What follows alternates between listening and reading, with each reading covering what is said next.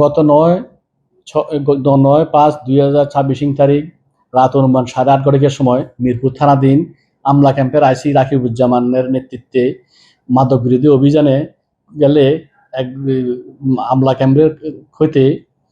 ক্যাম্পের পাশে হতে একজন মাদক ব্যবসায়ীকে 8 পিস ইয়াবা সহ হাতনাতে গ্রেপ্তার করে থানা নিয়ে আসলে এজাহার দায়ের করে।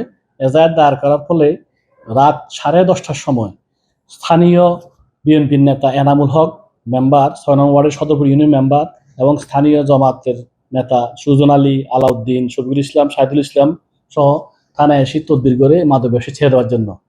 যেহেতু সারা দেশে আমাদের স্বরাষ্ট্র মন্ত্রণালয় এবং আমাদের পুলিশ সুপার মহোদয়ের নির্দেশে মাদক বিরোধী অভিযান চলতেছে, তাদেরকে বারবার নিষেধ করার পরেও তাদেরকে মাদক ধরার কারণে ছাড়া যাবে না। তারপরেও তথাপিও তারা বারবার তদবির করছে।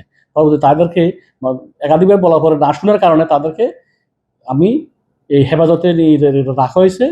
কেন তারা মাদক ধরার পরও তারা তদবির করতেছে, নিশ্চয় তারাও এই মাদক ব্যবসার সাথে জড়িত, অথবা তাদেরকে এই উৎসাহ দেয় মাদক ব্যবসা করার জন্য। এই জন্য তাদেরকে আমি হেফাজতে রাখছি। পরবর্তীতে ঊর্ধ্বতন কর্তৃপক্ষের সাথে আলোচনা করে তাদের বিরুদ্ধে আইনগত ব্যবস্থা গ্রহণ করা হবে।